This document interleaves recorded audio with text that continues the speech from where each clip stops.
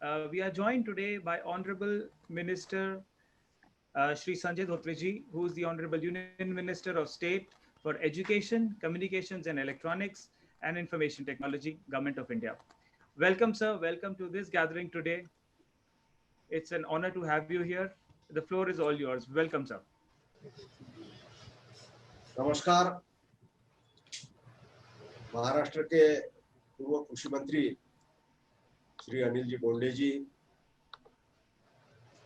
पूर्व सांसद श्री प्रदीप रावत जी, आमदार श्री पराग शाह जी, MACCIA के प्रेसिडेंट के संतोष जी मंडलेचा, सोशल सेंट्रल के MD माननीय Shri Devang Dave ji, president Indian chamber of international business के श्री मनदीप सिंह जी, उपस्थित सभी मान्यवर, सभी को नमस्कार। जब इतिहासकार समकाल खंड को इतिहास के पन्नों में लिखेंगे तो इसे दो भागों में बांटेंगे, कोविड के पूर्व का समय एवं उसके बाद का समय। 2020 सारे विश्व के लिए एक अत्यंत महत्वपूर्ण वर्ष रहा है। इस साल हमारे देखते देखते सारी दुनिया आचार विचार, मिलना जुलना, कार्य करने की, खरीदने और बेचने की शैली सब कुछ बदल गया। आज वर्क फ्रॉम होम कोई अनसुना शब्द नहीं रहा, बल्कि हर घर में प्रयोग होने लगा है। दुनिया के ना जाने कितने ऑफिस, कितने कर्मचारी घर से काम कर रहे हैं। स्कूल कॉलेज में शिक्षा की भी यही वास्तविकता है। कोविड की स्थिति में इससे निपटने के लिए देश के सारे शैक्षणिक केंद्रों में इंटरनेट के माध्यम से पठन पाठन का कार्य सुचारू रूप से चल रहा है। छोटे एवं मध्यम कारोबार अपना कार्य बेहतर बनाने के लिए टेक्नोलॉजी एवं इंटरनेट का अधिक से अधिक प्रयोग कर रहे हैं। संक्षेप में सब कुछ बदल गया है और इस बदलती हुई तस्वीर को गति दे रहा है इलेक्ट्रॉनिक्स एवं IT। ऐसे प्रतिकूल समय में हमारा देश जरा सा विचलित नहीं हुआ और हमने बड़ी स्फूर्ति से अपने आप को बदली हुई परिस्थितियों के अनुसार ढाल लिया। हमारे दूरदर्शी प्रधानमंत्री श्री नरेंद्र मोदी जी के दृढ़ नेतृत्व में हम सबको एक अनूठा आत्मबल दिया। उन्होंने बार बार अपने संबोधन में यह आह्वान किया कि परिस्थितियां चाहे जो भी हो, हमारे विकास की गति धीमी नहीं होनी चाहिए। इस प्रण को ध्यान में रखते हुए हमारे प्रधानमंत्री जी ने आत्मनिर्भर भारत जैसी एक दूरदर्शी और विशाल संकल्प की घोषणा की। यह स्पष्ट है कि आत्मनिर्भर भारत न केवल इस युग के लिए, आज की पीढ़ी के लिए, बल्कि आने वाले समय एवं पीढ़ी के लिए अत्यंत आवश्यक है। भारत के पास आज विश्व की सबसे बड़ी जनसंख्यीय लाभांश है एवं अनगिनत क्षेत्रों में असीमित संभावनाएं हैं। इस आत्मनिर्भर भारत मिशन के अंतर्गत हम दुनिया के एक शक्तिशाली एवं अग्रशाली देश बनकर अपनी पहचान विश्व पटल पर अंकित करने में पूर्णतः सक्षम है। आत्मनिर्भर भारत की इस संकल्पना को जमीन पर उतारने में इलेक्ट्रॉनिक्स व IT क्षेत्र की एक अहम भूमिका है। अस्पताल से स्कूल, शॉपिंग मॉल से बैंक, कृषि से रक्षा, अंतरिक्ष से स्मार्ट सिटी, ये समस्त कार्य क्षेत्र इलेक्ट्रॉनिक्स एवं IT पर निर्भर है। इलेक्ट्रॉनिक्स एवं सेमीकंडक्टर हमारी समय उन्नति एवं समृद्धि के पूरक है। किसानों की दुगनी आय, सबके लिए समान स्वास्थ्य सुविधाएं, सबके लिए शिक्षा, साफ पीने का पानी एवं अच्छा एनवायरनमेंट, ये सारे लक्ष्य इनके माध्यम से ही पूरे होंगे। आज का यह समय इलेक्ट्रॉनिक्स और सेमीकंडक्टर इंडस्ट्री के लिए आशावान और चुनौती से भरपूर है।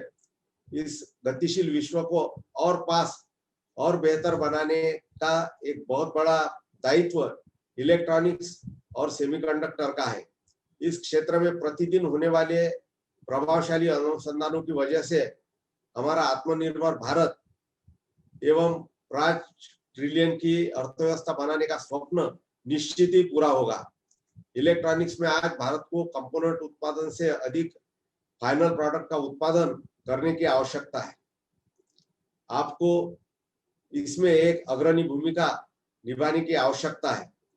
हमारा 1 ट्रिलियन डिजिटल इकोनॉमी का संकल्प पूरा करने के लिए हम सब विश्वसनीय साथी, ट्रस्टेड पार्टनर की तरह निश्चित ही काम करेंगे इस तरह, ताकि भारत में अधिक से अधिक निवेश हो सके। चुनौती से भरा आज का ये समय हम सभी के लिए एक बहुत बड़ा मौका है। आज इंडस्ट्री को राष्ट्र निर्माण में एक महत्वपूर्ण भूमिका निभानी है। सरकार की तरफ से हमारा प्रयास रहा है कि हम आपको अधिक से अधिक सहयोग करें, आपके साथ वार्ता करें और आपकी टेक्निकल एक्सपर्टीज से लाभ उठाएं। विश्व पटल पर भारत की भूमिका हमेशा ही अग्रिम रही है। मैं इसके लिए आपका योगदान जो है वो और थोड़ा सा उसमें बढ़े, ऐसी अपेक्षा व्यक्त करता हूँ। आज ICIB के इस मंच से मैं आप सभी को आत्मनिर्भर भारत में सहयोग करने के लिए, जनमानस में एक चेतना लाने के लिए बहुत बहुत धन्यवाद देता हूँ। और दूसरी एक महत्वपूर्ण चीज है, आज भी हमारे देश के करीब करीब 60% लोग कृषि के ऊपर निर्भर है। और मुझे ऐसा लगता कि चाहे वो टेक्नोलॉजी हो, कोई भी अनुसंधान हो, उसमें हम तो कहने के लिए बहुत सारा हमने किया, लेकिन उसका एक्चुअल इम्प्लीमेंटेशन जो है उसमें हम बहुत पीछे हैं। क्योंकि आज भी हमने देखा, हम सभी स्किल इंडिया की बात करते, हम सभी इंफॉर्मेशन टेक्नोलॉजी की बात करते, हम सभी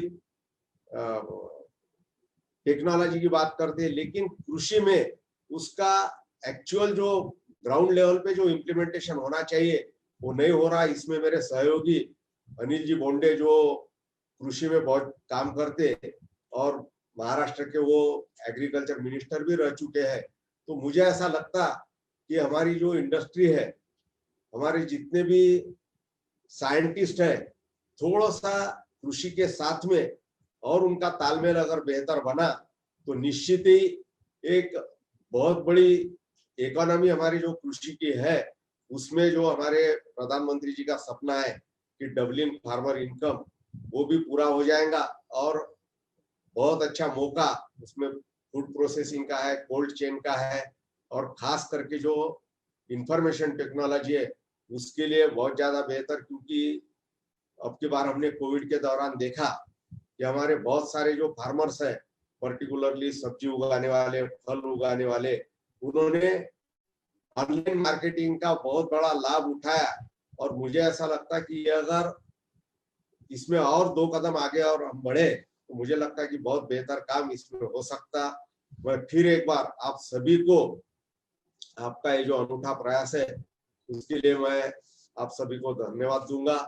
क्योंकि हमारी जो न्यू एजुकेशन पॉलिसी आई उसमें भी बहुत सारे जो बदलाव हमने किए, उसमें खास करके जो वोकेशनल ट्रेनिंग है या बाद में जो हमने उसमें जो चेंजेस किए, उसमें रिसर्च के लिए भी बहुत ज्यादा स्कोप है। क्योंकि आज तक जो हमारा जो एजुकेशन पॉलिसी में हम काम कर रहे थे तो उसमें इंडस्ट्री के साथ हमारा कोई ज्यादा तालमेल नहीं था। सॉफ्ट स्किल जो है उसके बारे में हमने बहुत ज्यादा उसमें कुछ किया नहीं था। लेकिन ये सारी चीजें जो है हमारे न्यू एजुकेशन पॉलिसी में है। और मुझे ऐसा लगता कि हर हमारी जो इंडस्ट्री है उन्होंने हमारे सिर्फ हायर एजुकेशन में नहीं तो हमारे जो स्कूल है उसके भी आप अगर मेंटर बनेंगे, क्योंकि बच्चों के ऊपर जो संस्कार होते वो छोटी उम्र में ज्यादा होते, उसके जो कैरेक्टर का डेवलपमेंट होता वो भी छोटे उम्र में होता। और इसलिए हमने 3 से 6 साल तक के जो बच्चे हैं उनके लिए भी हमने चाइल्डहुड डेवलपमेंट या उसका जो कैरेक्टर बिल्डिंग है उसके लिए भी हम प्रयास कर रहे हैं। तो उसमें भी अगर आपका योगदान रहेगा तो निश्चित ही भारत जो है वो आने वाले समय में आत्मनिर्भर बनेगा। फिर से मैं एक बार आप सभी को शुभकामनाएं देता हूं। धन्यवाद, नमस्कार, जय हिंद।